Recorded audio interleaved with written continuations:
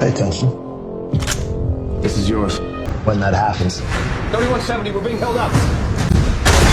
Dispatch! We are under heavy fire! Keep your eyes open. Every cop in the country is going to be... Anybody moves, you shoot him. You understand? I hear ya. Do you know what this means? It means I am a member of a gang. Come on, Vest.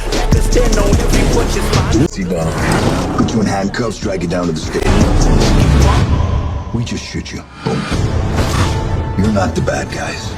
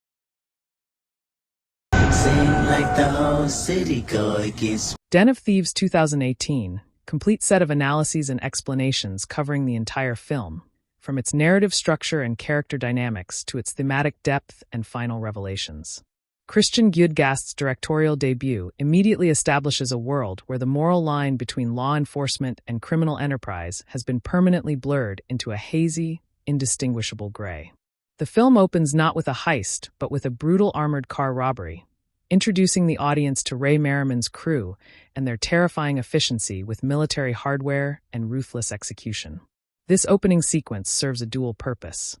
It showcases the robbers' tactical superiority while simultaneously demonstrating that they are willing to kill without hesitation, setting stakes that feel genuinely dangerous. Gerard Butler's Big Nick O'Brien arrives on screen not as a savior, but as a hungover force of chaos, immediately complicating any hope the audience might have for a clean hero to root for. The major crimes unit that Nick leads functions less like a police squad and more like a street gang with badges, operating out of a squalid office where the coffee is spiked with bourbon and the rules of engagement are non-existent. When Nick drags Donnie Wilson into an unmarked van for an interrogation at gunpoint, the film signals that traditional police procedure has been abandoned entirely in favor of raw intimidation. O'Shea Jackson Jr.'s Donnie initially presents as a terrified everyman,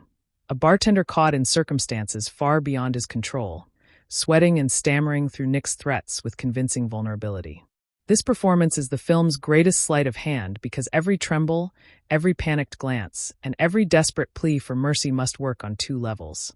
genuine fear of Nick and calculated performance for the long con. The screenplay plants subtle clues about Donnie's true nature throughout,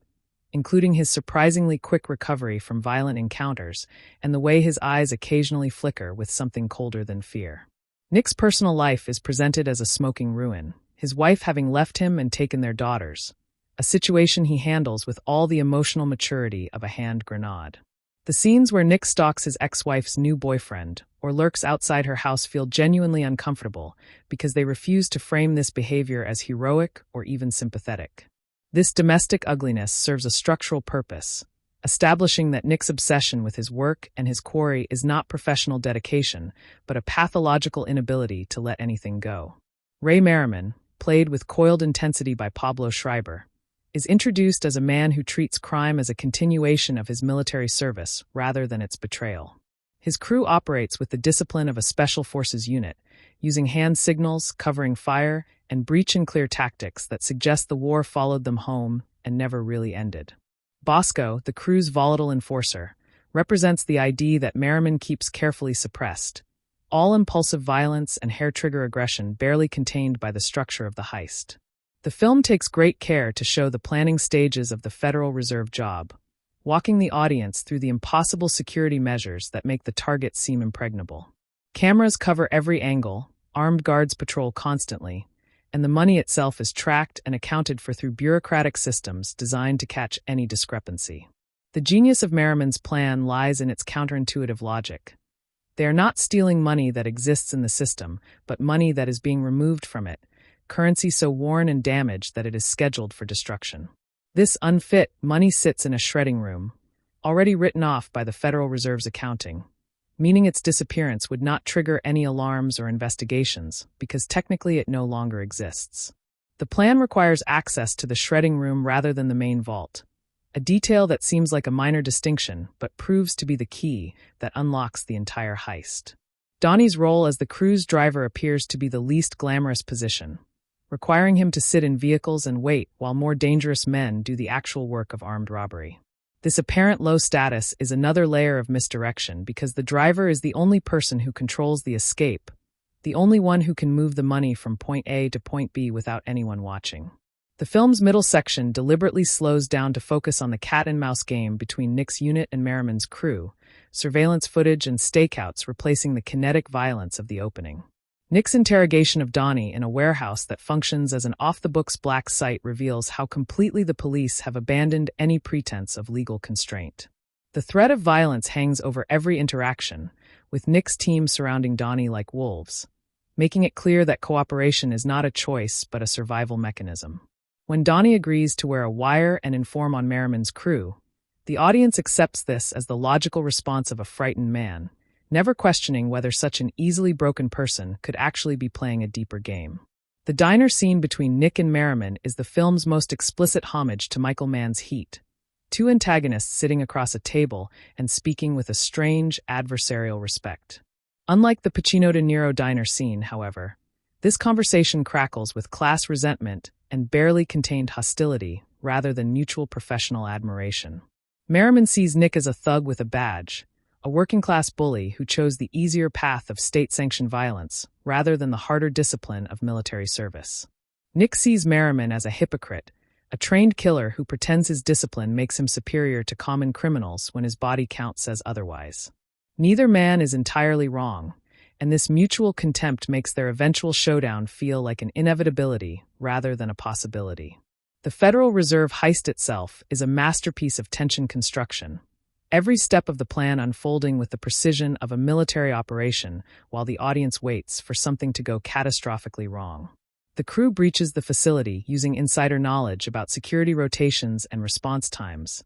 information that we later learn was gathered by Donnie over years of patient observation. While Merriman and Bosco storm the main area and seize the cash, Donnie makes his way to the shredding room, and this is where the film's true plot unfolds almost invisibly. The shredded paper that will eventually fill the escape van represents the real unfit currency, while the actual money is quietly rerouted through an entirely different exit strategy. The detail about the garbage truck, a massive vehicle that enters and exits the Federal Reserve facility daily without inspection, is introduced so casually earlier in the film that it barely registers as significant. Yet this truck is the real getaway vehicle, the Trojan horse that carries $30 million out of the most secure facility in Los Angeles, while every cop in the city focuses on the armed robbers. The shootout on the gridlocked Los Angeles street is a sequence of brutal, concussive violence that strips away any romanticism about gunfights. Civilians scream and duck behind cars, Bullets punch through metal and flesh with equal indifference. And the sound design emphasizes the deafening, disorienting chaos of automatic weapons fire in an enclosed urban space. Merriman's crew fights with the desperate courage of men who believe they are protecting a fortune, never realizing that the duffel bags they are dying for contain nothing but worthless paper shreds. The moment when Nick executes a wounded Merriman in the street is the film's darkest moral inflection point,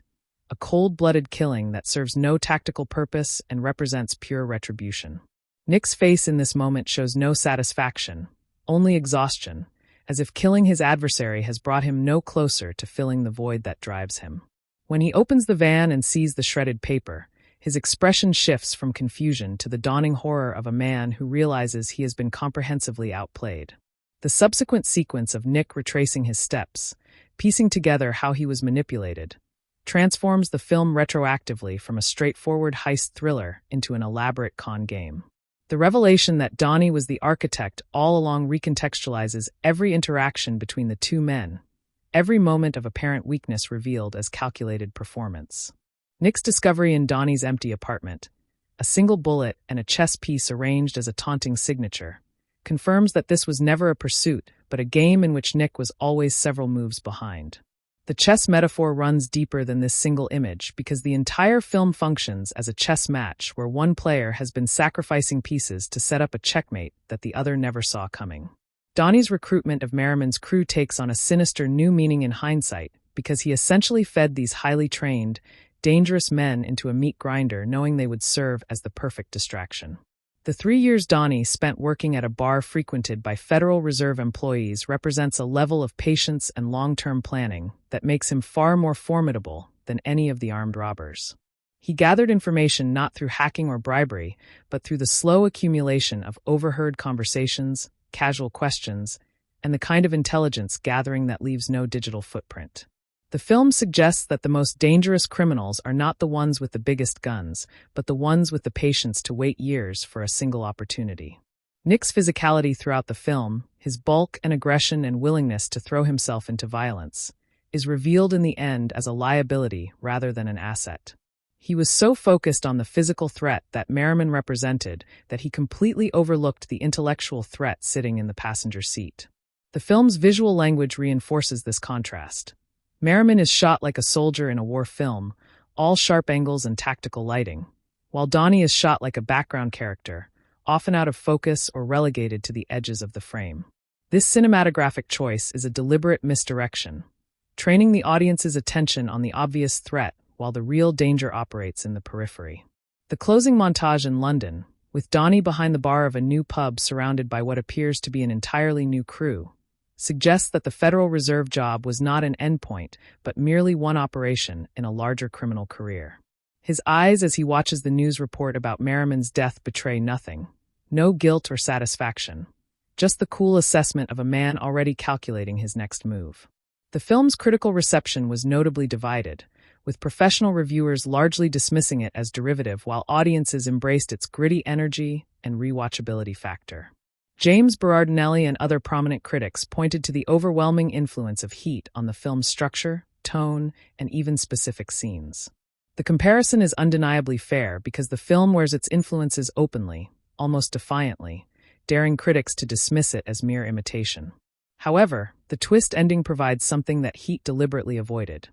The satisfaction of a con within a con, a narrative sleight of hand that rewards attentive viewers. Where Michael Mann's film ends in existential isolation and Pyrrhic victory, this film ends with one character's complete triumph and another's absolute humiliation. The film's 140-minute runtime drew criticism for bloat, particularly the extended detours into Nick's disintegrating marriage and his wife's new relationship with a more stable partner. These scenes, while thematically relevant to the film's examination of toxic masculinity, do slow the narrative momentum and could have been trimmed without losing their essential point. The casting of Gerard Butler, an actor known more for physical presence than emotional range, proves to be an asset because Nick's emotional range is intentionally stunted. He is a man who processes every emotion through aggression, whether he is trying to reconcile with his wife or interrogate a suspect or confront his adversary. Pablo Schreiber's Merriman represents a different form of masculine dysfunction.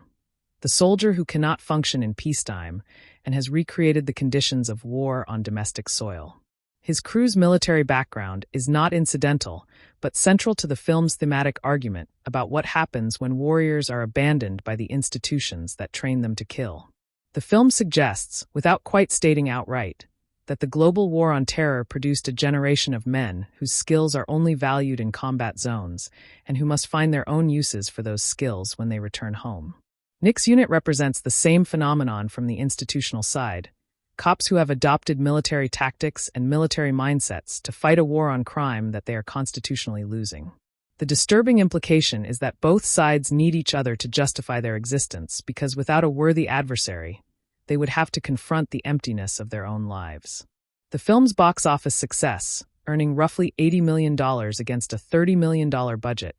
demonstrated that audiences were hungry for this kind of muscular, unapologetic genre filmmaking. The critical complaint that the film lacks the philosophical depth of Heat misunderstands its ambitions, because it is not trying to be a meditation on loneliness and professional obsession.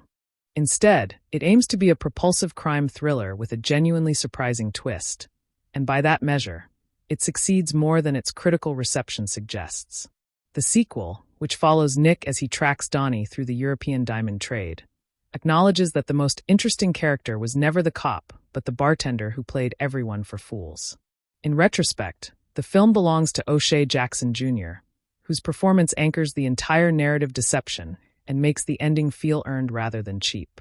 His ability to project weakness while subtly suggesting hidden competence is the film's secret weapon, and the twist would collapse without his careful calibration of the character. The film's sound design deserves particular attention because the gunfire in the climactic shootout has a concussive, terrifying quality that most action films avoid. Each shot echoes off buildings, each magazine change is audible, and the chaos feels genuinely dangerous rather than choreographed. The gridlock setting for this shootout, with cars bumper to bumper and civilians trapped between the combatants, adds a layer of claustrophobic horror to the action. This is not a stylized gunfight in an abandoned warehouse, but a massacre in broad daylight with innocent people caught in the crossfire, a choice that makes the violence feel sickening rather than exciting. The Federal Reserve itself functions as a character in the film,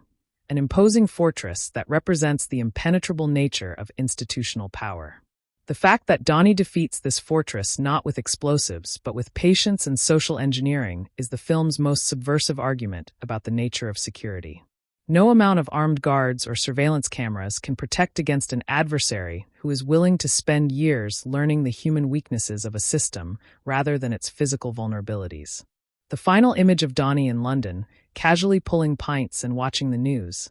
leaves the audience with an uncomfortable question about whether justice exists at all in this world. Nick is left holding a bullet and a chess piece, symbols of a war he lost and a game he never understood he was playing. The film thus ends not with the restoration of order, but with its complete subversion.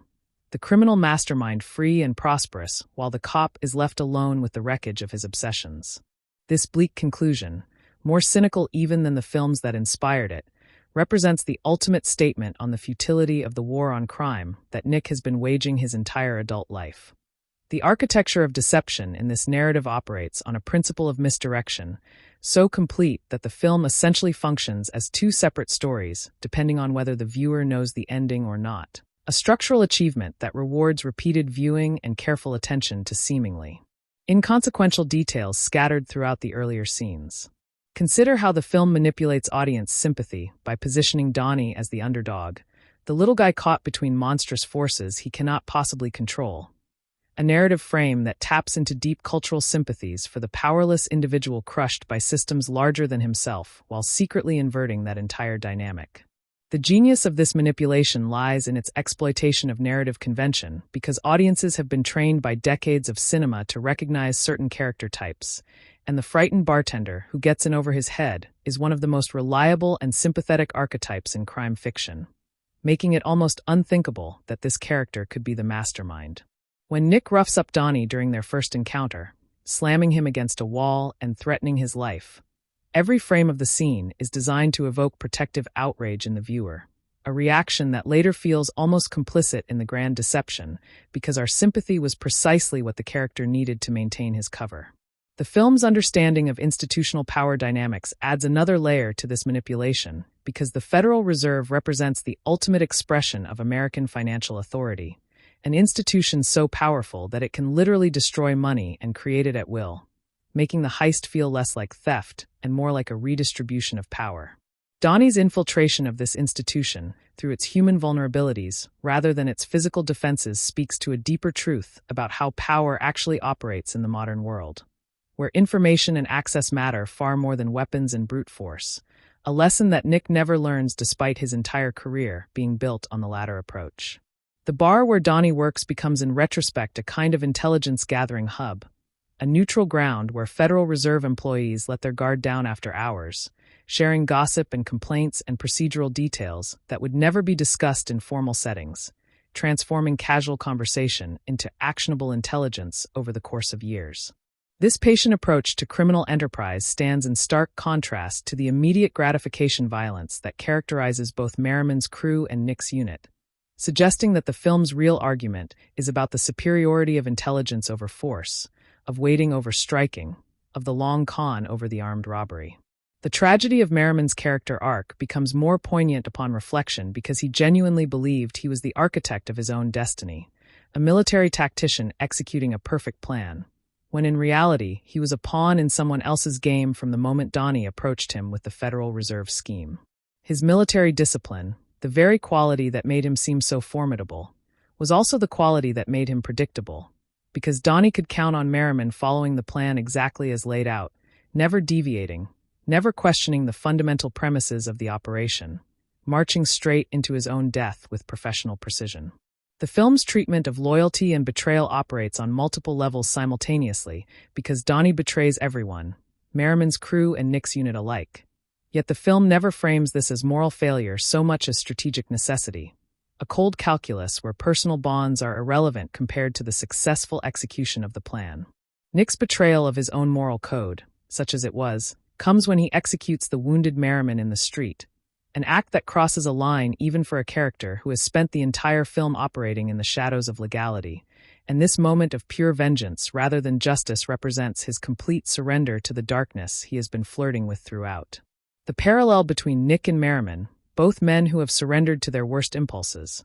both men who believe they are serving some higher purpose even as they commit atrocities, becomes the film's most sustained meditation on the costs of living outside the boundaries of civilized behavior. Their mutual destruction, Merriman dead in the street and Nick professionally and personally ruined by his failure to see the truth,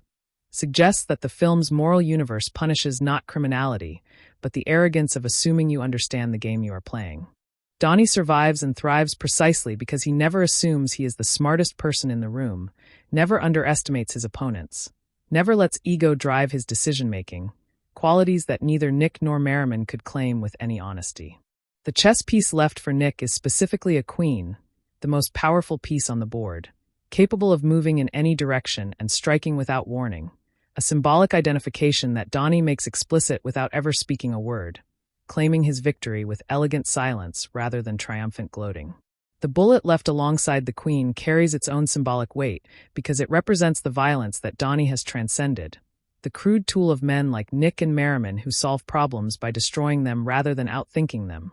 left behind like a museum piece from a more primitive era of conflict. London as the setting for Donnie's new life carries multiple layers of significance because it represents escape not just from American jurisdiction, but from the entire worldview that trapped Nick and Merriman in their destructive dance, a cosmopolitan sophistication that stands in contrast to the brutal Los Angeles streets where the film's violence unfolded. The pub where Donnie now works is the mirror image of the bar where he gathered intelligence in Los Angeles, suggesting that he has already begun the process of embedding himself in a new community, gathering information, identifying targets, and preparing for whatever operation comes next in his apparently endless criminal career. This cyclical structure implies that the Federal Reserve job was not a retirement score, but merely one iteration of a process that Donnie has perfected and will continue to repeat,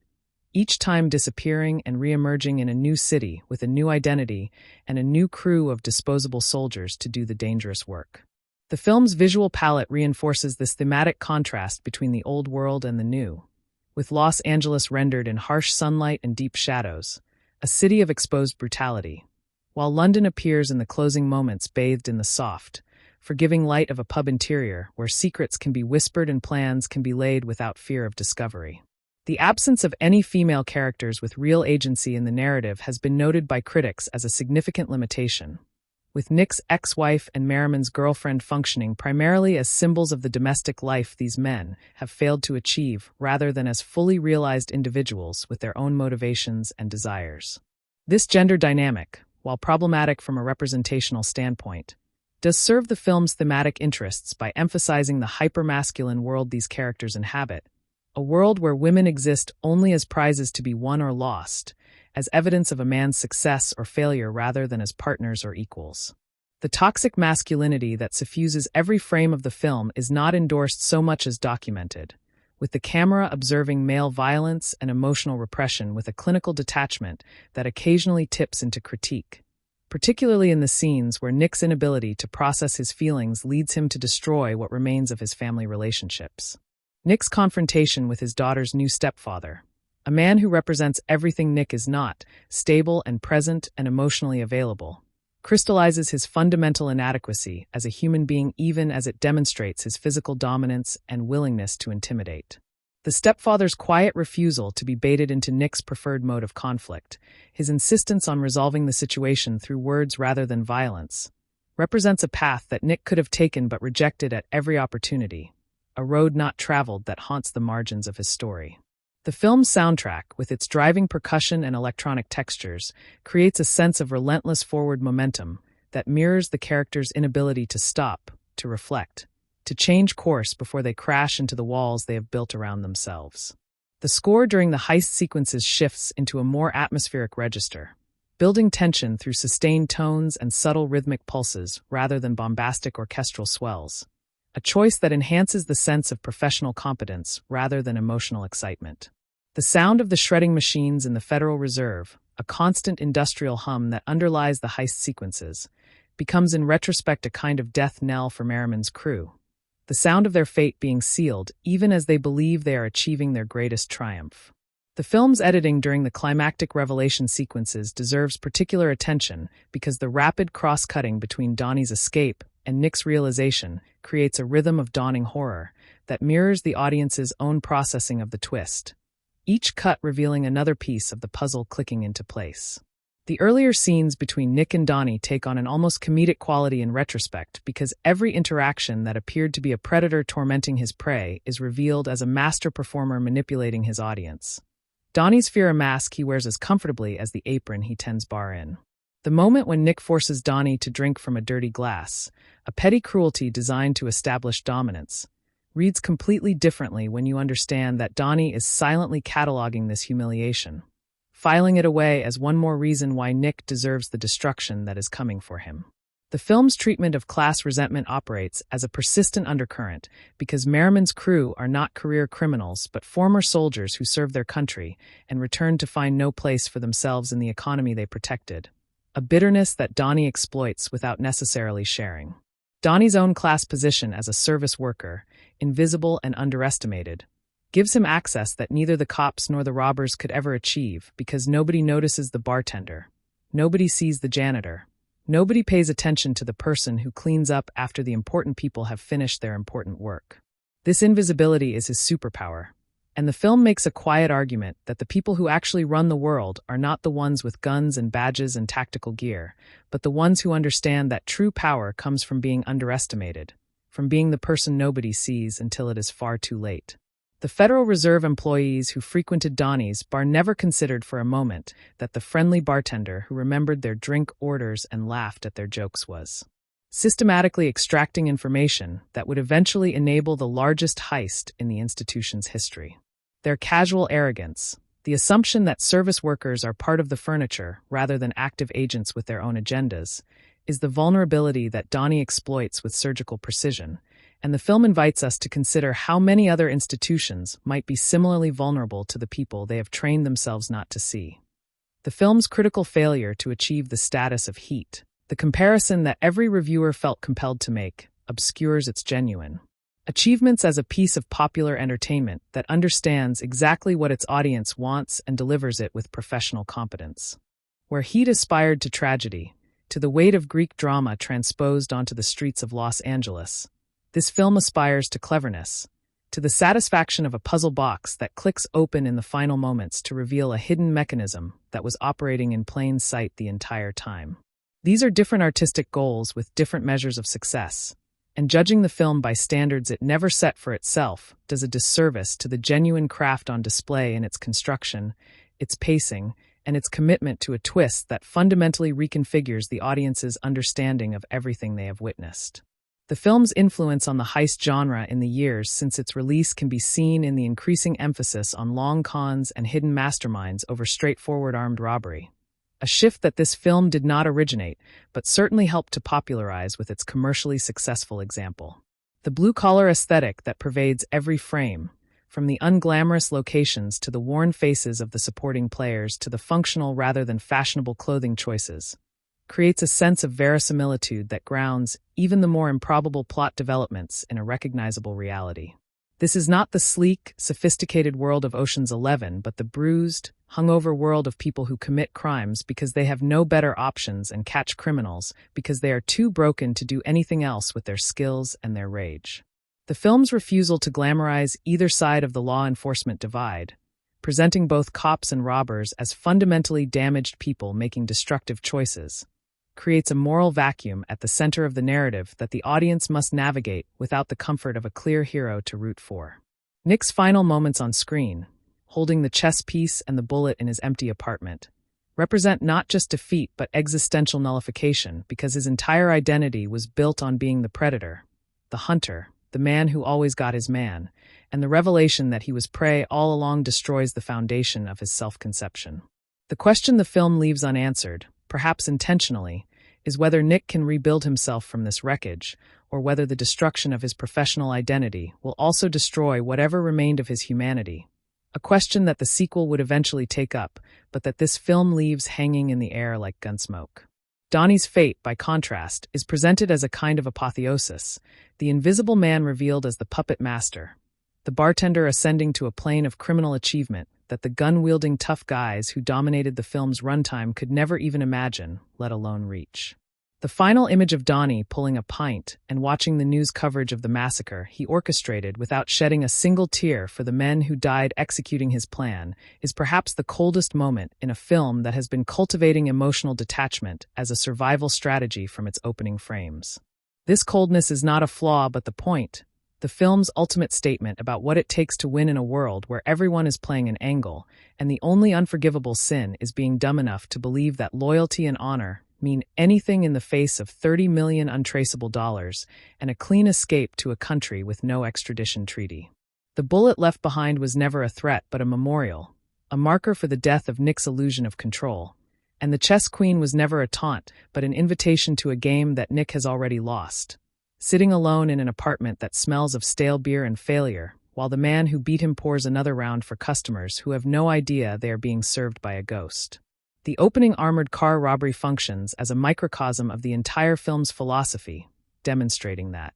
Merriman's crew operates with a level of tactical sophistication that makes conventional law enforcement response seem almost comically inadequate.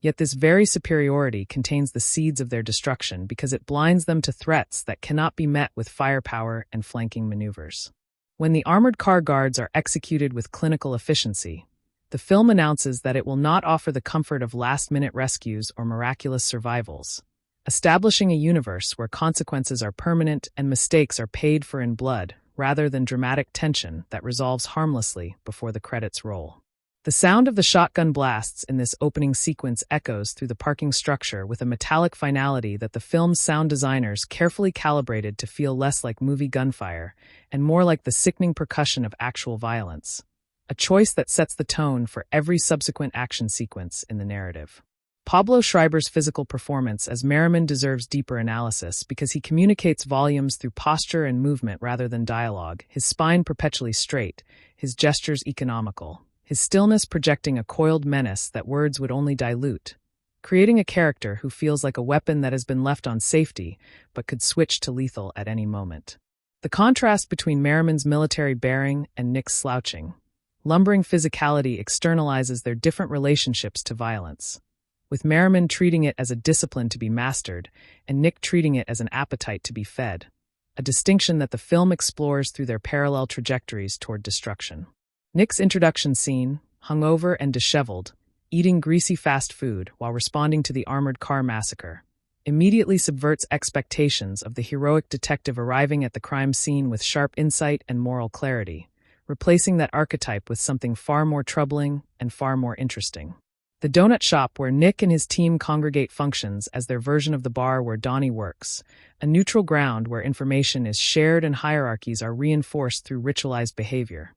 The coffee and pastries a civilian veneer over the same predatory dynamics that govern the criminal world they pursue. The film's geography of Los Angeles deserves attention because it maps a city of service corridors and industrial spaces rather than landmarks and beaches, a hidden metropolis where garbage trucks access federal facilities and unmarked warehouses host interrogations, the infrastructure of power and violence that tourists never see and residents prefer to ignore. This hidden Los Angeles is the true setting of the film, more important than any specific neighborhood or district, because it represents the unseen systems that make the visible city possible, the backstage machinery of money and waste and enforcement that Donnie has learned to navigate like a native while Nick merely patrols its surface.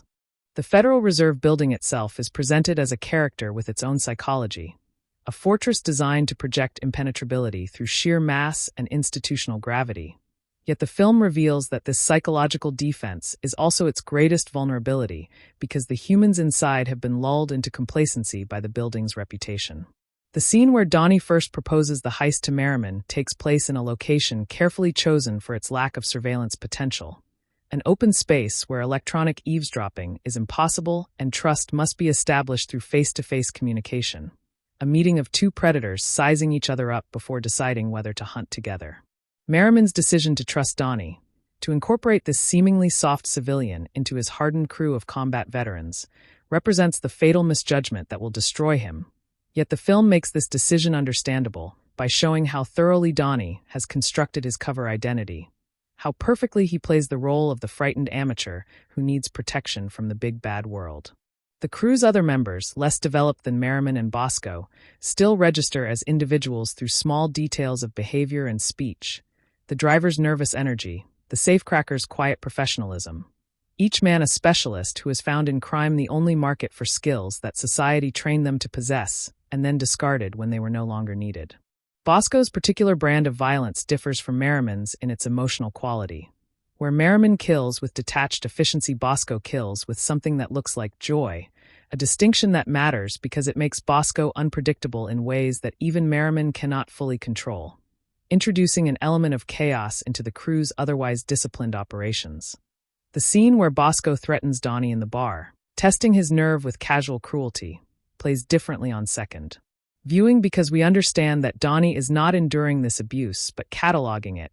adding Bosco's name to the list of people whose deaths he will arrange with the same emotional investment that a logistics manager brings to scheduling deliveries. The film's treatment of alcohol as a motif runs deeper than Nick's obvious alcoholism, appearing in the bar where Donnie works, the drinks that Federal Reserve employees consume while leaking institutional secrets, the champagne that will presumably be opened in London, suggesting that lowered inhibitions and loosened tongues are as essential to criminal enterprise as guns and getaway cars. Nick's drinking is never presented as a problem to be solved or a demon to be conquered, but simply as a fact of his existence, like the color of his eyes or the size of his hands, an integrated aspect of a personality that has been corroding for years and will continue to corrode until nothing functional remains. The moment when Nick pours bourbon into his coffee while briefing his team,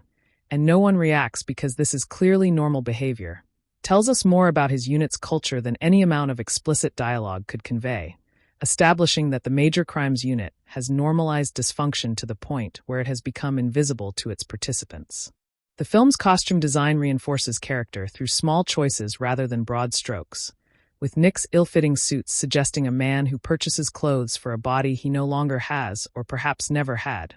while Merriman's precisely fitted tactical gear represents the uniform of the only institution that ever made him feel competent and valued. Donnie's wardrobe throughout the film consists of clothing designed to make him invisible, neutral colors and generic styles that blend into any background, the sartorial equivalent of the personality he projects, and his London attire at the film's conclusion suggests that he has finally earned the right to be seen, to dress like a man of substance rather than a man of no account. The bar in London where Donnie ends up is significantly more upscale than his Los Angeles workplace, the lighting warmer, the clientele more prosperous, the entire environment signaling that his circumstances have improved dramatically as a result of the heist. Yet the fundamental situation remains identical because he is still a bartender gathering information from unwitting sources. This circularity suggests that Donnie is trapped in his own version of repetition compulsion, unable to stop playing the game even after winning it definitively, because the game itself has become the only source of meaning in a life that would otherwise consist of pulling pints and making small talk with strangers who will never know who they are really talking to. The news report that Donnie watches in the London pub mentions the death toll from the shootout without any apparent emotional response from him. And this absence of affect is perhaps the most disturbing detail in the entire film because it confirms that the men who died executing his plan were never comrades to him,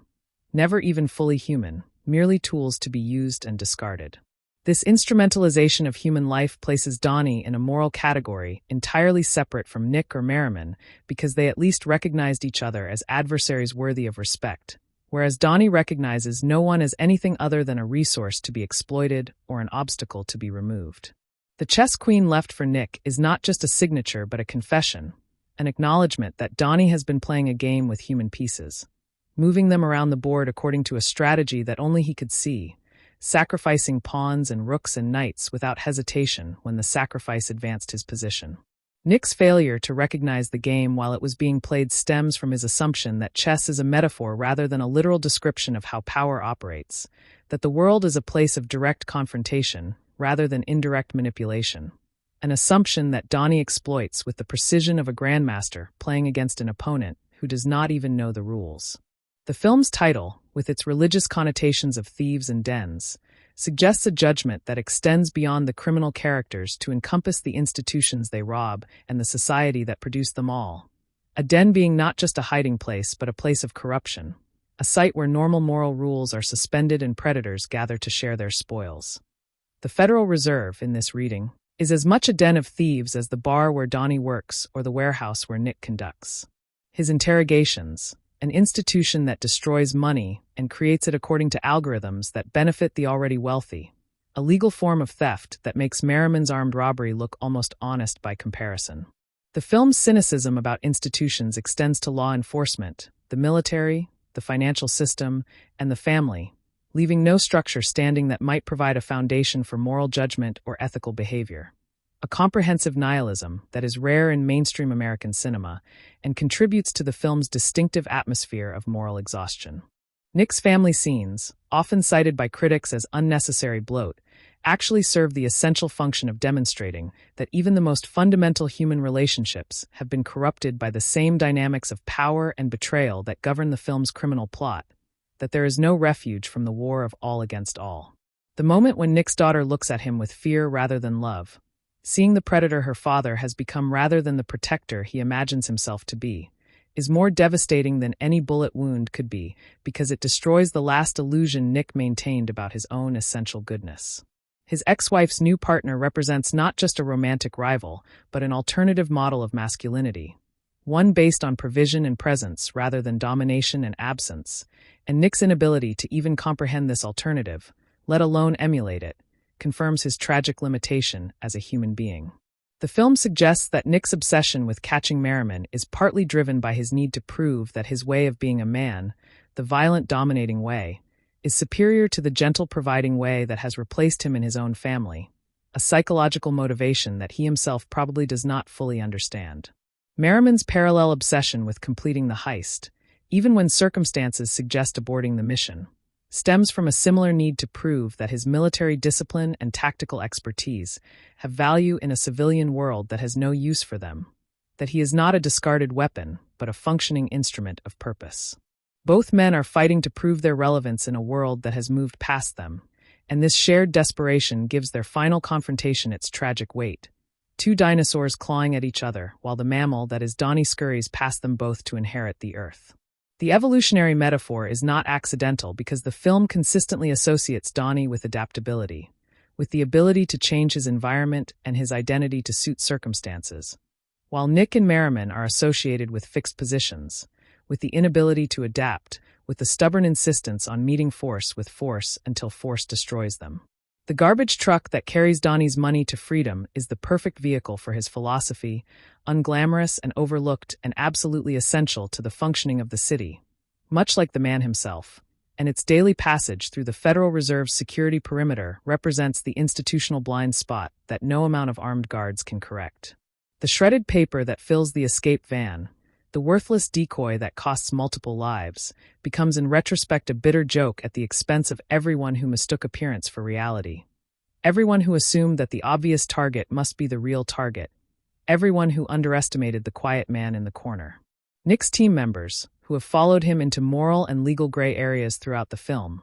are left at the end with nothing but dead suspects and shredded paper, and the dawning realization that their leader's instincts were catastrophically wrong. A professional humiliation that will likely destroy whatever remained of the unit's cohesion and effectiveness. The institutional consequences of Nick's failure are left unexplored by the film, but hover over the ending nonetheless. The internal affairs investigations, the media scrutiny, the political fallout that will cascade through the department as the full scope of the deception becomes clear, and the question of who authorized the surveillance of Merriman's crew, based on information fed to them by the actual mastermind, becomes uncomfortably urgent. The possibility that Nick's career in law enforcement is effectively over, that he will be scapegoated for a failure that was baked into the system from the beginning, adds another layer of tragedy to his final scenes. The hunter not just outwitted but destroyed, his identity and purpose stripped away in the same moment that Donnie claims his victory. The film's attitude toward this outcome is characteristically ambiguous,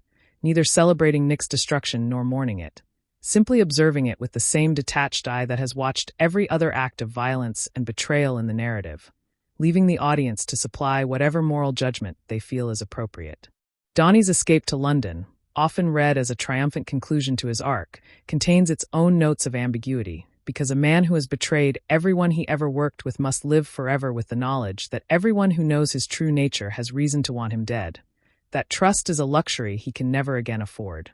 that his victory is also a form of isolation that no amount of money can fully alleviate. The new crew we see around him in the London pub may be loyal compatriots, or they may be the next set of disposable pawns in whatever game he is currently playing, and the film's refusal to clarify this question leaves Donnie's ultimate fate as uncertain as Nick's, the two of them bound together by their inability to escape the patterns that define them. The sequel's existence suggests one possible continuation of this story, but the film itself ends on a note of perfect ambiguity. The chess queen and the bullet sitting on a table in an empty apartment, the mastermind pulling pints in a London pub,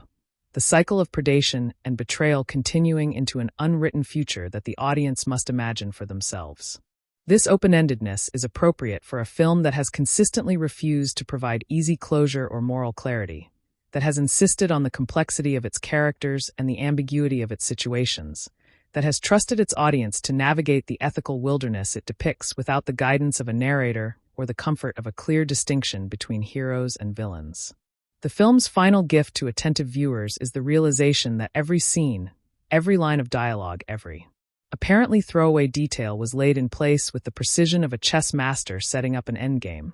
and that the pleasure of the text lies not in the resolution of the plot, but in the retrospective appreciation of the construction,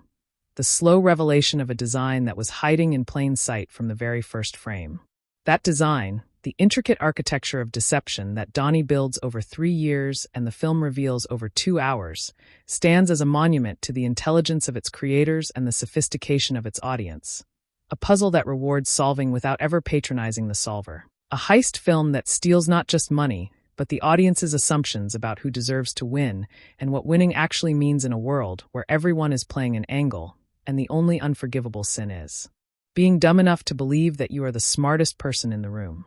This temporal commitment speaks to a philosophy of crime that runs counter to the instant gratification ethos of the genre, suggesting that the most successful criminals are not the boldest or the most violent, but the most patient, the ones who understand that every security system has a human vulnerability that can only be discovered through months or years of careful observation rather than minutes of tactical assault. The Federal Reserve employees who frequent Donnie's bar never consider the possibility that their casual workplace complaints might be valuable because they have internalized the institution's mythology of invulnerability, believing that the sheer scale and power of the Federal Reserve protects them from consequences that smaller institutions might face. A belief that Donnie methodically dismantles one overheard conversation at a time. The irony of their vulnerability lies in its ordinariness, because these are not corrupt employees selling secrets for profit, but ordinary people venting about their jobs, discussing shift changes and security protocols and the personalities of their supervisors with the same casual openness that anyone might bring to happy hour conversation, never imagining that the friendly bartender is constructing a complete operational map from their fragmented disclosures. Donnie's genius lies not in extracting classified information through coercion or bribery, but in recognizing that classified information is often hiding in plain sight, distributed across dozens of mundane conversations that mean nothing individually, but reveal everything when assembled by a patient and attentive intelligence working over the course of years. The film thus makes a quiet argument about the nature of security in the information age, suggesting that no fortress can protect against an adversary who understands that the fortress exists within a human ecosystem of workers and routines and casual conversations that no security protocol can fully regulate or monitor. The bartender's apron that Donnie wears throughout the film, a garment associated with service and subservience and invisibility, becomes in retrospect the most effective disguise in the entire narrative because it renders him invisible not by concealing his identity, but by concealing his significance, transforming him into part of the furniture in rooms where important people discuss important things without a second thought. This invisibility has a social dimension that the film explores with surprising nuance because the people who clean buildings and serve drinks and dispose of garbage are systematically excluded from the category of persons who might pose a threat,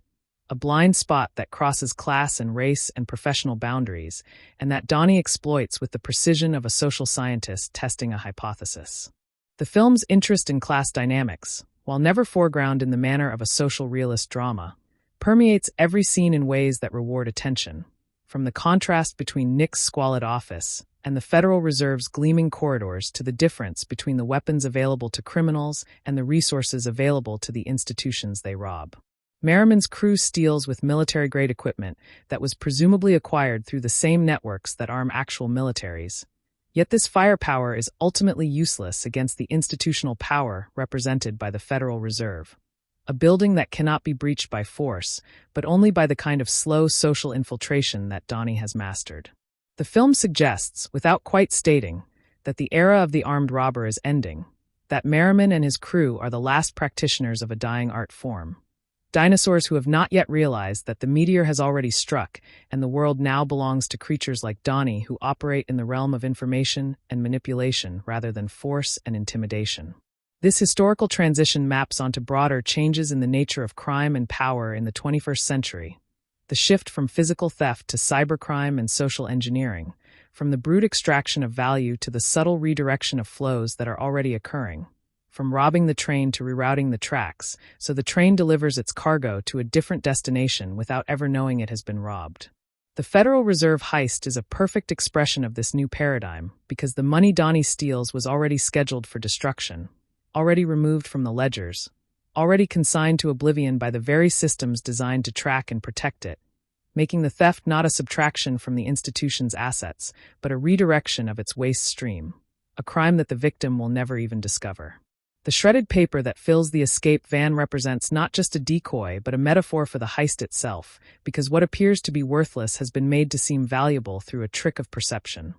Just as Donnie appeared worthless while being the most valuable piece on the board, the queen hiding in plain sight among pawns. Nick's failure to recognize this new paradigm is not a personal failing, but a professional one, the result of training and experience that have equipped him to fight the last war rather than the current one, to recognize threats that announce themselves with guns and masks rather than threats that announce themselves with deference and service and the memorization of drink orders. The police unit he leads is structured to combat the kind of criminal that Merriman represents, armed and organized, and operating according to military principles that can be countered with superior force and aggressive tactics. A structure that proves completely inadequate against the kind of criminal that Donnie represents, patient and invisible and operating according to principles that force cannot counter because force cannot find anything to strike. The interrogation scenes between Nick and Donnie take on an almost allegorical quality in this reading because they represent the confrontation between two eras of power,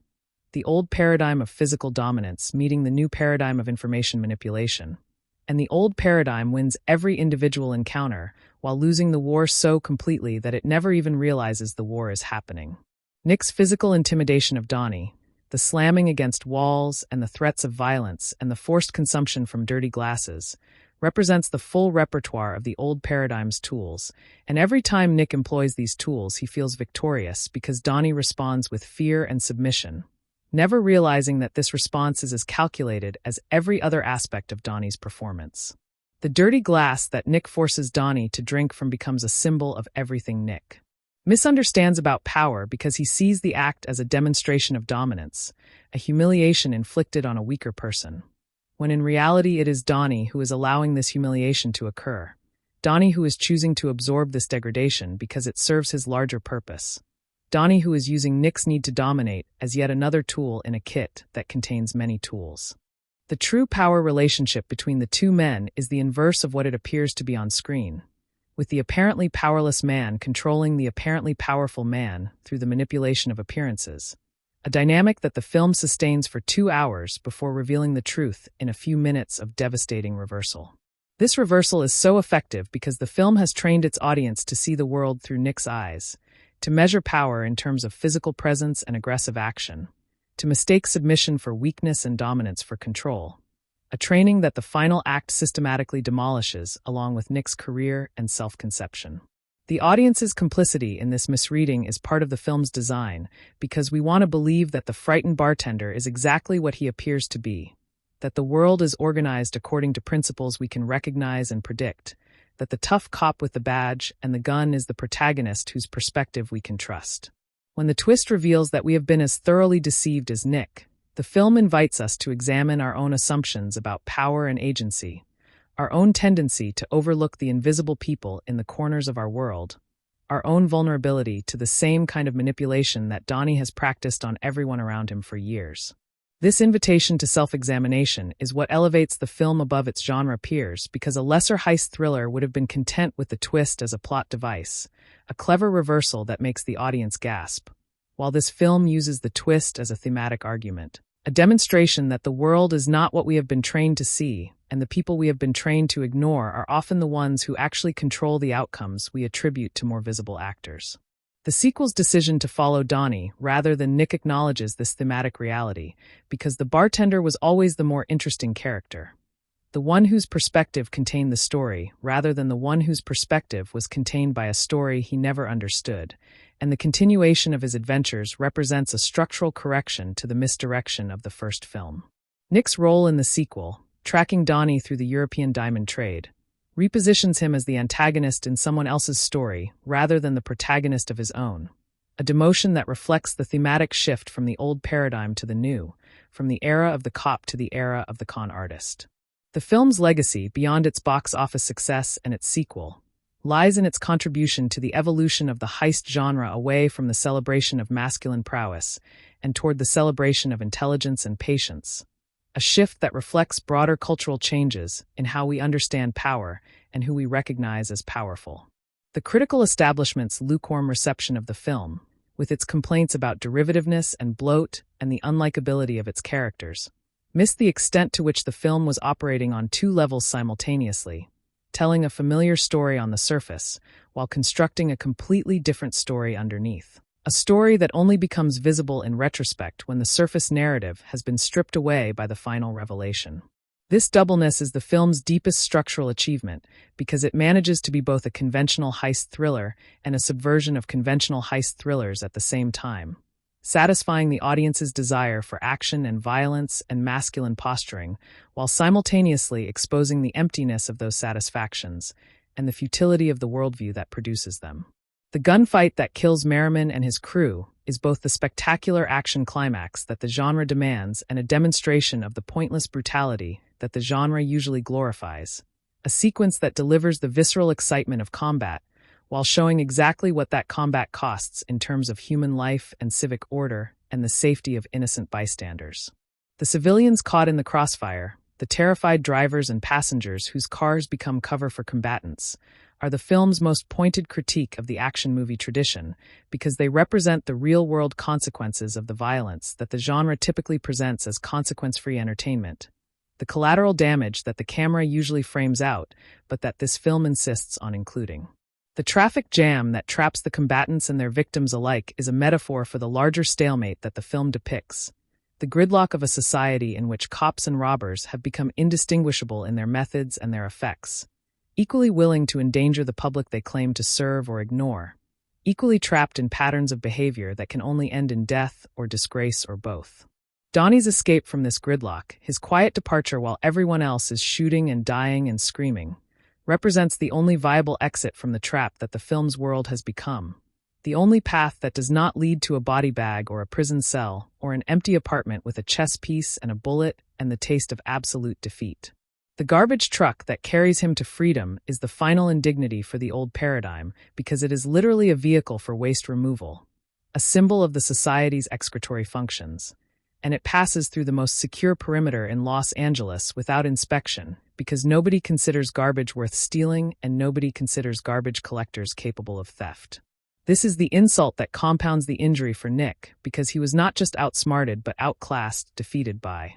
someone he considered so far beneath him that he never even bothered to look down. And the realization of this fact in the final moments is written on Gerard Butler's face with an expressiveness that his more bombastic scenes never required. The actor's performance in these closing scenes, stripped of the bluster and aggression that characterized his earlier work, reveals a vulnerability that the film has been hiding beneath layers of macho posturing, a glimpse of the human being that Nick might have been if he had made different choices, if he had processed his pain instead of projecting it onto everyone around him. This glimpse of alternative possibility is the most tragic element of the ending because it suggests that Nick's destruction was not inevitable, that there were moments when he could have chosen a different path, moments that passed unnoticed because he was too busy being the tough cop, the aggressive interrogator, the man who always got his man, to notice that he was losing himself in the process of winning battles that meant nothing in the larger war. The chess queen left on his table is not just a taunt from Donnie,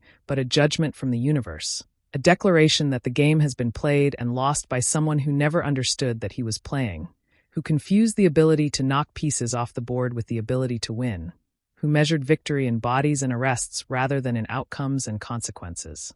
The bullet left beside the queen is an invitation that Nick will almost certainly not accept because the kind of man who would accept it, who would use that bullet on himself rather than face the ruins of his life, is not the kind of man Nick has been for the past 2 hours. But the possibility hovers over the ending like a shadow, the final destination of a path that has been leading towards self-destruction from the very first frame. The film leaves this possibility unresolved not out of coyness, but out of respect for the audience's intelligence, trusting us to understand that whether Nick lives or dies is less important than the fact that his way of living has been revealed as unsustainable, his identity as a lie, his victories as defeats that were dressed up in the costumes of success. The real ending of the film is not the final image of Donnie in London, but the final image of Nick alone in that apartment. Because Donnie's story will continue in whatever direction his intelligence and patience choose to take it while Nick's story has reached its terminus, the end of a line that was always heading toward this moment of absolute reckoning with the emptiness at the center of his existence. The film thus concludes not with the triumph of evil over good or the victory of cleverness over brute force, but with the exposure of those categories as inadequate to describe the world it has depicted, a world in which good and evil are indistinguishable behind their masks of badge and gun. And cleverness and brute force are not opposites, but different tools that different people use to pursue the same ends of money and power and the freedom that money and power can purchase. This moral ambiguity is the film's final and most lasting achievement because it refuses to let the audience off the hook with a comfortable resolution, insists that we sit with the discomfort of a world in which the bartender who orchestrated multiple murders is sipping a beer in London while the cop who tried to stop him is holding a chess piece he doesn't understand and a bullet he might or might not use. And nothing is resolved and nothing is settled, and the game continues into a future that the film declines to show us because showing it would be a a simplification of a complexity that the film has spent 2 hours constructing with the care of a watchmaker, assembling a mechanism designed to explode not in fire and noise, but in the quiet realization that everything we thought we understood was wrong from the beginning, and the truth was hiding in the corner of every frame, waiting for us to notice.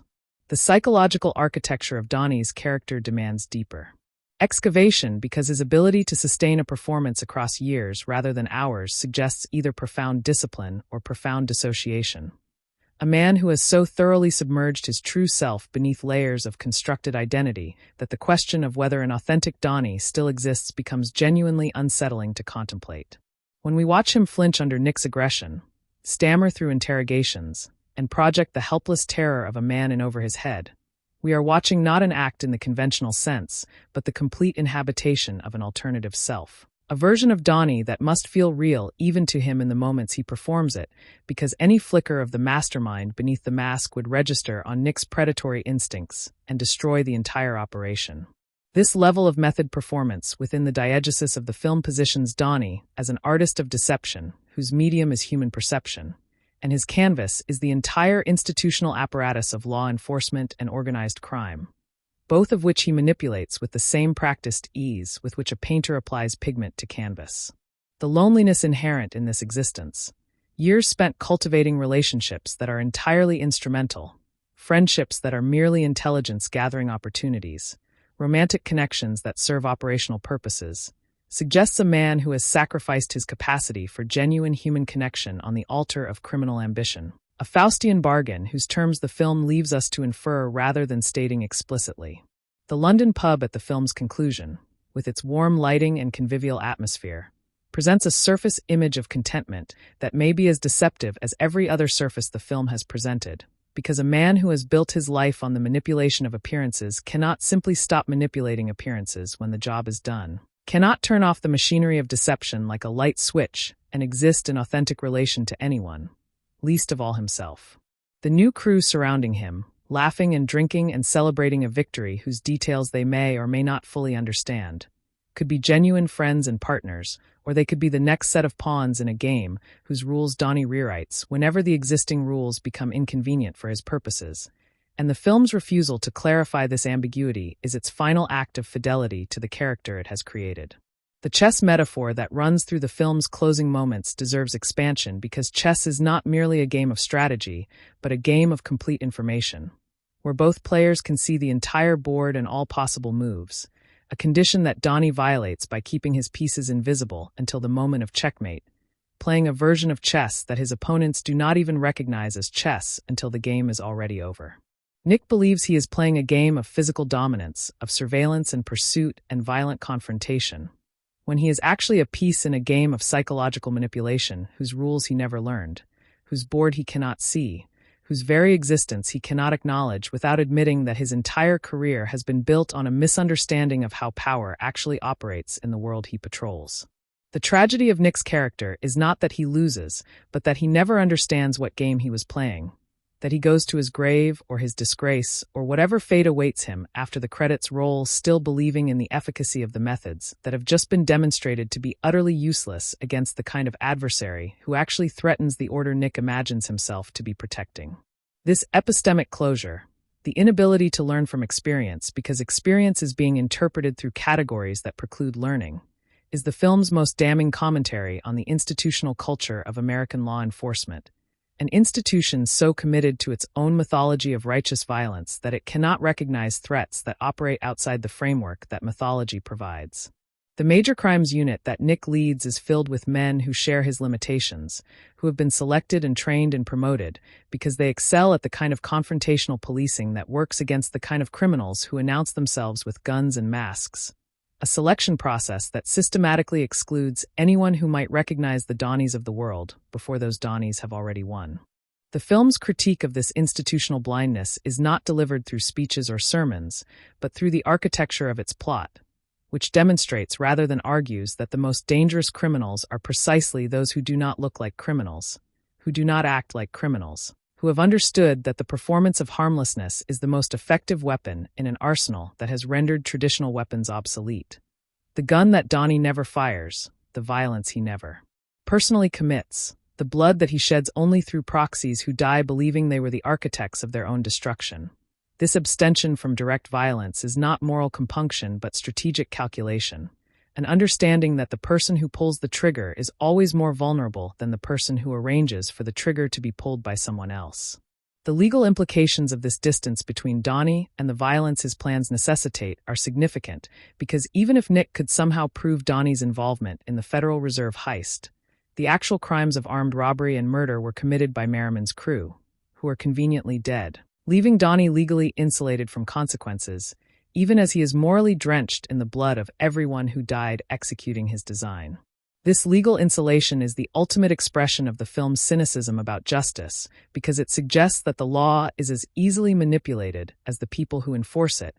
a system of categories and procedures that can be navigated by anyone with the patience to understand its vulnerabilities and the ruthlessness to exploit them without leaving fingerprints on the weapons that do the actual killing. The film's relationship to the heist genre's tradition of romanticizing criminals is complicated by this portrayal of Donnie because he is not charming or charismatic or honorable in the manner of the gentlemen thieves who populate lighter entertainments. He is cold and calculating and utterly indifferent to the human cost of his operations, a monster wearing the mask of an everyman. And the film refuses to soften this reality with the warmth of movie star charisma. O'Shea Jackson Jr.'s performance is essential to this refusal because he plays Donnie without the winks and nods that a lesser actor might have employed to signal his true nature, committing fully to the character's apparent vulnerability in a way that makes the eventual revelation feel like a betrayal of the audience's trust rather than a clever twist that we should have seen coming. The anger that some viewers feel at this betrayal, the sense of having been manipulated by a film that seemed to be telling one kind of story and turned out to be telling another, is precisely the response that the film intends to provoke because it mirrors Nick's own experience of discovering that his understanding of the world was catastrophically incomplete, a pedagogical function of the twist that transforms the audience from passive consumers of entertainment into active participants in the film's thematic argument. The film wants us to feel foolish for having trusted appearances, for having rooted for the tough cop and feared for the scared bartender, for having believed that the world is organized according to the principles that action movies have taught us to expect. And this desire to humble the audience is the most audacious aspect of a film whose audacity is often overlooked by critics who dismiss it as derivative. The derivativeness that critics identified, the echoes of Heat and other heist classics, is itself a kind of misdirection because the film uses the audience's familiarity with genre conventions to lull us into a false sense of security, making us believe we know what kind of story we are watching, so that the departure from those conventions in the final act lands with maximum disruptive force. This technique of generic camouflage, hiding a subversive narrative inside a conventional one, has a long history in cinema, but is particularly effective here because the conventions being subverted are so deeply embedded in the audience's expectations that we do not even notice them operating until they are suddenly removed, leaving us disoriented and forced to reconstruct our understanding of everything we have witnessed. The pleasure of rewatching the film with knowledge of the twist comes from seeing how thoroughly the conventional narrative was constructed from materials that support an entirely different interpretation. How every scene works both as a straightforward cops and robbers thriller and as a concealed portrait of a mastermind manipulating everyone around him. A dual legibility that represents genuine artistic achievement. The bar where Donnie works in the film's early scenes is filled with background details that reward this retrospective attention. The way his eyes track certain customers, the way his apparent friendliness modulates almost imperceptibly when Federal Reserve employees enter the room. The way his posture shifts from service worker deference to something more calculating when he believes no one is watching. These details are not emphasized by the camera or the editing. They are simply present in the frame for anyone who cares to look, and their presence rewards the kind of attentive viewing that the film's critical detractors may not have brought to their single theatrical screening before filing their reviews. A gap between the film's construction and its reception that explains some of the disparity between critical and audience responses. The audience response, with its significantly higher approval ratings and its enthusiasm for the twist and its appetite for a sequel, suggests that general viewers recognized something that professional critics missed. Perhaps because general viewers are less invested in the maintenance of genre boundaries and more open to the kind of generic hybridity that the film practices. The film is at once a heist thriller and an anti-heist thriller, a celebration of masculine prowess and a critique of that celebration, a conventional genre exercise and a deconstruction of the conventions it exercises. And this doubleness is easier to appreciate from the perspective of an audience member seeking entertainment than from the perspective of a critic seeking classification. The sequel's development and eventual release confirms that the audience was right about the film's potential, that there was more story to tell and more thematic territory to explore, that Donnie's escape to London was not an ending but a transition, and that Nick's humiliation was not a conclusion but a catalyst for whatever transformation his character would undergo in the subsequent narrative. The diamond trade setting of the sequel represents a logical escalation of the thematic concerns established in the first film, because diamonds, like the unfit currency that Donnie stole, are objects whose value is entirely constructed by human institutions, whose worth depends on collective agreement rather than intrinsic utility, making them the perfect target for a criminal who understands that value is a fiction maintained by the people who benefit from that fiction. Donnie's understanding of value as constructed rather than natural, as a story that powerful institutions tell to maintain their power, aligns him with a tradition of criminal philosophy that extends back through the history of the heist genre to the earliest narratives of outlaws who understood that the law itself is a story told by the winners to justify their winnings. The film's interest in this philosophical dimension of crime, while never foreground at the expense of visceral excitement, gives it a weight that its critical detractors failed to acknowledge, a suggestion that the theft of money is also a critique of the system that assigns value to money, that the heist is not merely a crime, but an argument about the nature of the reality that the crime disrupts. The Federal Reserve, as the institution that literally creates and destroys money according to policies that affect millions of lives without democratic input, is the perfect target for this critique because it represents the ultimate concentration of unaccountable power. The place where value is manufactured and discarded according to algorithms that serve interests most citizens cannot name and would not recognize if they could. Donnie's penetration of this institution, his exposure of its vulnerability to the kind of patient intelligence that no security system can defend against, is an act of symbolic as well as literal theft, a demonstration that the fortress of capital is guarded by humans who are as fallible and manipulable as the humans who serve drinks and drive garbage trucks and disappear into the background of a world that has trained itself not to see them. The film's visual language during the heist sequences, with its emphasis on the scale and grandeur of the Federal Reserve's architecture, its marble halls and massive vaults and industrial shredding rooms, communicates the institutional power that Donnie is up against, making his victory feel not just clever but audacious. A triumph of individual intelligence over collective might that satisfies the audience's appetite for stories about little guys beating big systems. This satisfaction is complicated by the recognition that Donnie is not actually a little guy, that his apparent smallness was a strategic disguise, that the triumph we are celebrating is not the victory of the underdog, but the victory of a predator who successfully disguised himself as prey, a recognition that the film trusts us to manage without explicit guidance. The trust that the film extends to its audience, the assumption that we are capable of holding contradictory responses in tension without needing them resolved into simple moral clarity, is perhaps the most underappreciated aspect of its construction. A respect for audience intelligence that is rare in mainstream genre cinema, and that contributes to the film's enduring appeal among viewers who return to it repeatedly. Each return visit to the film reveals new layers of the deception, new details that were hiding in plain sight, new moments where the surface narrative and the hidden narrative diverge and converge in patterns that become more beautiful with familiarity, a quality that transforms the film from a disposable entertainment into a durable object of aesthetic appreciation. The bullet left for Nick, which on first viewing seems like a threat or a taunt, reveals itself on subsequent viewings as something closer to a gift, a piece of evidence that Donnie chose to leave behind rather than a clue that Nick discovered through detective work.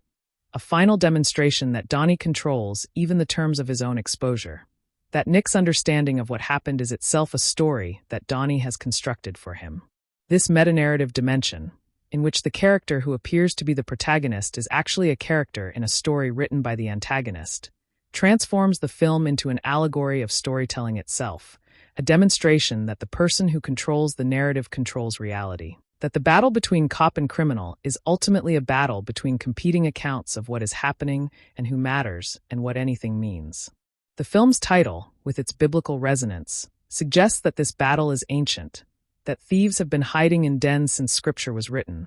that the contest between those who enforce the law and those who subvert it is a permanent feature of human society rather than a problem to be solved, a condition to be explored rather than a question to be answered. The den that Donnie constructs, the bar where he gathers intelligence and the network of relationships that protect him and the false identity that conceals him,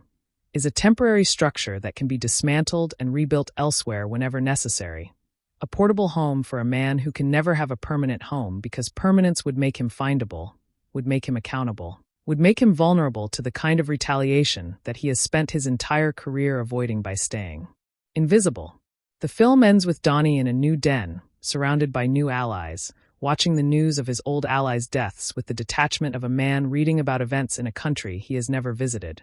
And this detachment is the final piece of his character that the film offers us, the ultimate revelation not of his cleverness but of his emptiness. The void at the center of the performance that has been performing for so long that the performer may no longer exist as anything other than the performance. This existential horror, buried beneath the satisfying rhythms of the heist genre and the visceral pleasures of the action sequences, is the film's deepest and most disturbing insight, the suggestion that the winner of the game has lost something more valuable than the losers ever possessed, that the price of absolute victory is absolute isolation, that the mastermind who sits in a London pub surrounded by people who do not know him is as alone as the disgraced cop sitting in an empty apartment, holding a chess piece he does not understand and a bullet whose purpose remains terrifyingly ambiguous. The surveillance technology that Nick's unit employs throughout the film, hidden cameras and wiretaps and GPS trackers, represents an institutional faith in the power of watching that Donnie turns against its practitioners by understanding that being watched is not a vulnerability if you control what the watchers see, transforming surveillance from a tool of enforcement into a tool of misdirection. The camera that Nick plants in Donnie's apartment captures exactly what Donnie wants it to capture. The microphone that records his conversations records conversations designed for recording, and the entire apparatus of technological observation becomes an extension of Donnie's performance rather than a threat to his operation, a reversal that the film executes without ever drawing explicit attention to its implications.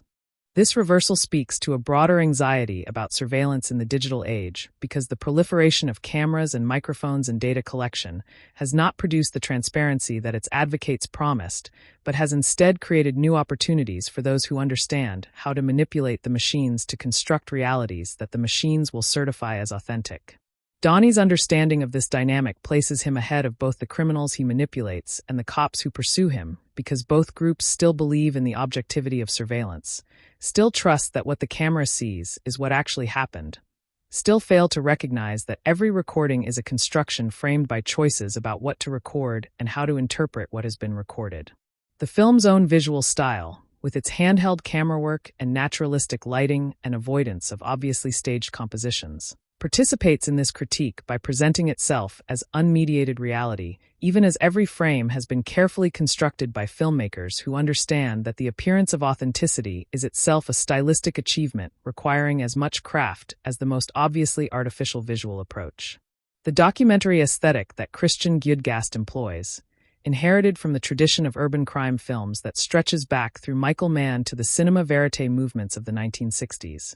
is the cinematic equivalent of Donnie's performance of harmlessness, a stylistic choice that disguises the artfulness of the construction behind a surface of apparent artlessness. The film's sound design reinforces this aesthetic through its emphasis on ambient noise and overlapping dialogue and the chaotic audio texture of spaces where multiple conversations happen simultaneously, creating a sonic environment that feels captured rather than created, even though every element of the mix has been carefully placed by sound designers working to produce the impression of spontaneity. The difference between the film's approach to violence and the approach of more stylized action cinema lies in this commitment to the appearance of documentary authenticity, because the gunfights are not balletic or graceful, or even particularly legible in spatial terms. They are loud and confusing and terrifying in ways that action movies usually avoid because clarity and excitement are easier to sell than chaos and fear. The sound of gunfire in the film's climactic shootout echoes off buildings and car bodies with a percussive violence that the soundtrack refuses to soften,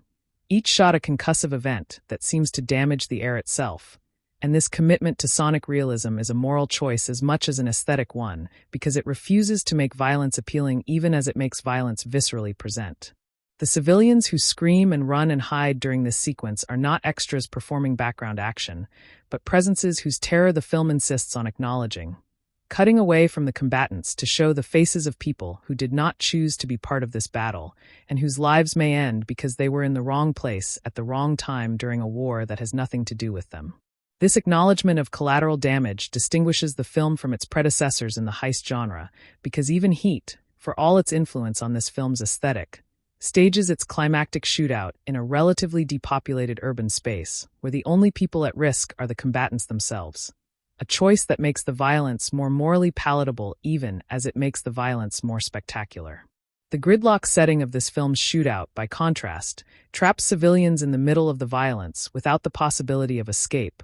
turning the action sequence into a horror sequence in which the audience's identification is split between the cops trying to stop the robbers and the innocent people trying not to die in a battle they did not start and cannot end. This split identification is uncomfortable by design because it prevents the audience from simply enjoying the action as spectacle, forces us to consider the cost of the violence that the genre usually presents as entertainment, and this discomfort is part of the film's larger project of challenging the assumptions that make the heist genre pleasurable in the first place. The pleasure that the genre typically offers, the satisfaction of watching competent professionals execute a difficult plan, is present in the film, but it is contaminated by the recognition that these competent professionals are also killers, that their competence serves ends that are ultimately destructive, that the plan they are executing was designed by someone who intends for them to die in its execution. This contamination of pleasure is the film's most sophisticated formal achievement, because it manages to provide the satisfactions of the genre while simultaneously undermining those satisfactions, giving the audience what we came for while making us question why we came for it, a balancing act that requires more delicacy than the film's critical reception acknowledged. The heist sequences are genuinely thrilling, the planning scenes are genuinely absorbing,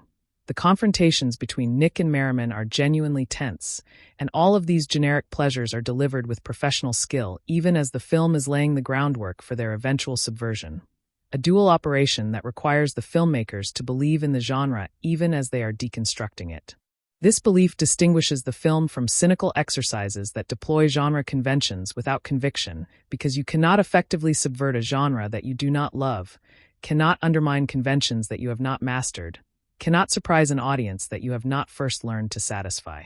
The satisfaction that the film provides before its final reversal is essential to the reversal's impact, because the twist works only if we have been fully invested in the surface narrative, only if we have been enjoying the cop and robber drama on its own terms,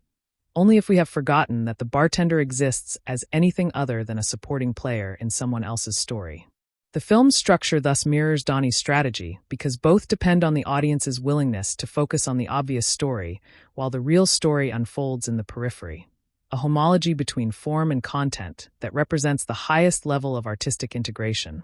the point at which what the film is about becomes indistinguishable from how the film is constructed. The patience required to construct this homology, to resist the temptation to signal the twist earlier or to make Donnie more obviously significant during the film's middle section, is a directorial virtue that Christian Gyudgast demonstrates throughout, trusting that the audience will be patient enough to wait for the payoff even as the film's length tests that patience. The 140-minute runtime, criticized as excessive by many reviewers, is actually essential to the film's design because the twist requires the audience to forget about Donnie, to relegate him to the background of our attention, to accept his apparent subordination as a permanent feature of the narrative rather than a temporary condition awaiting reversal.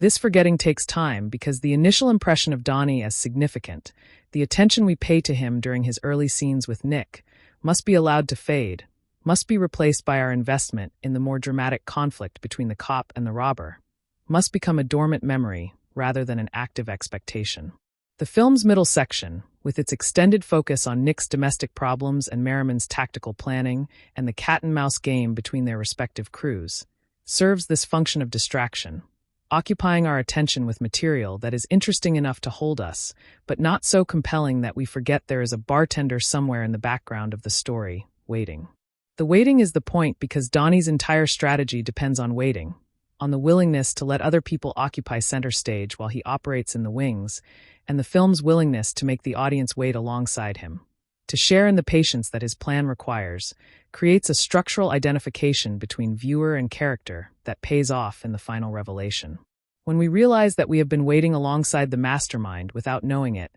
that our patience and his patience have been running on parallel tracks for 2 hours, the twist lands not just as a plot reversal, but as a moment of self-recognition, a discovery that we have been complicit in the deception by participating in the patterns of attention that made the deception possible. This complicity is the film's final accusation against its audience because we cannot claim to have been deceived by Donnie without also acknowledging that we participated in our own deception,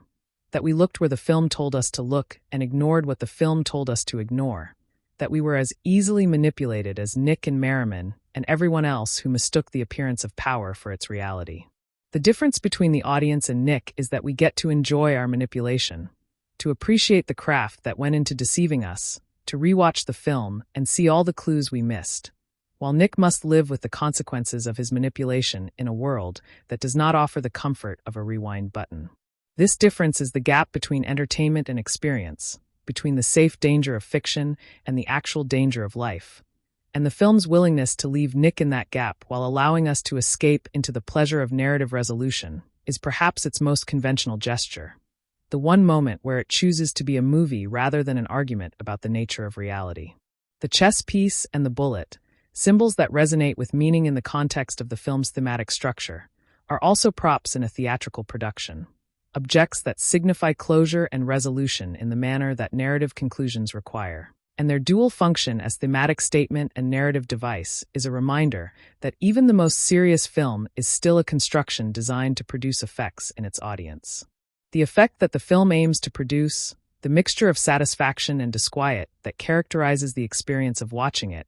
is a complex emotional state that commercial cinema rarely attempts to achieve because it requires trusting the audience to tolerate ambiguity and contradiction and the absence of clear moral guidance. That the film achieved this effect for enough viewers to generate a sequel and a lasting reputation despite its critical dismissal suggests that audiences are more sophisticated than the industry often assumes, more willing to engage with material that challenges as well as entertains, more capable of holding multiple responses in tension without demanding that the tension be resolved. The film's legacy, still unfolding as the sequel extends its narrative and deepens its themes, is a testament to the value of trusting audiences with complexity, of making genre films that respect the intelligence of the people who watch them, of understanding that the most satisfying entertainment is often the entertainment that refuses to let us remain comfortable.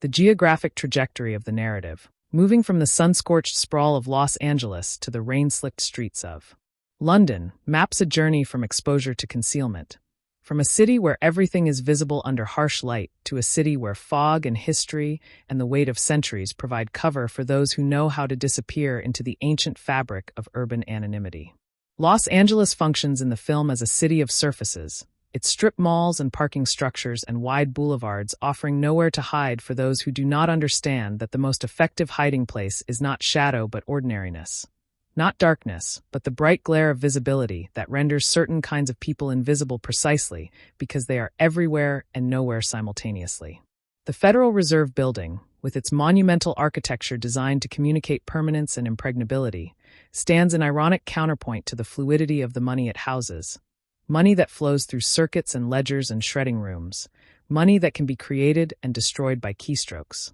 Money that Donnie understands as a fiction that the building's granite walls are meant to make seem solid and real and beyond the reach of anyone who does not wear a suit and carry credentials. London at the film's conclusion offers a different kind of architectural language, one of layers and palimpsests, of medieval foundations supporting Victorian facades supporting modern interiors.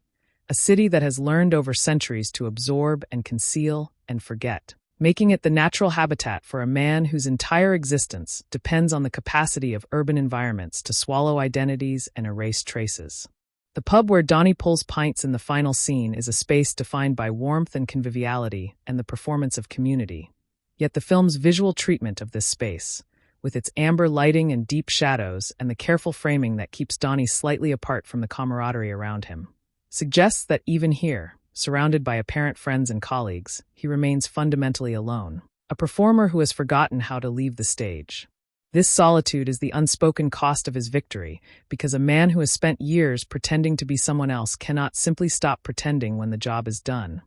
cannot return to an authentic self that may have atrophied from disuse, cannot trust anyone enough to reveal who he actually is, because the habit of concealment has become as natural as breathing and as necessary for survival. The news report playing on the pub television, detailing the deaths of Merriman and his crew with the clinical detachment of broadcast journalism, provides the only connection between Donnie's new life and his old one.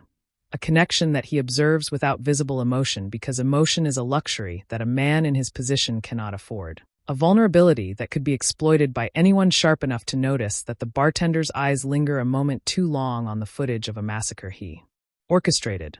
The film's decision to end on this note of emotional illegibility, with Donnie's face revealing nothing as he watches the consequences of his actions scroll across a screen, is a final refusal of the closure that conventional narratives provide, a declaration that the story continues beyond the frame, that the characters we have watched for 2 hours will go on living and scheming and betraying in a future we cannot see and perhaps would not want to witness if we could. The bullet left in Nick's apartment, that small cylinder of brass and lead and potential energy, remains on the table as the credits roll, its purpose undetermined, its trajectory unfinished, a Chekhovian object that the film declines to fire, leaving the audience to imagine whether it will eventually be used on Donnie or on Nick himself, or simply kept as a reminder of the day when everything Nick believed about himself was revealed to be a story he had been telling himself to avoid facing the truth of his own irrelevance. This open ending, with its refusal to adjudicate between despair and determination,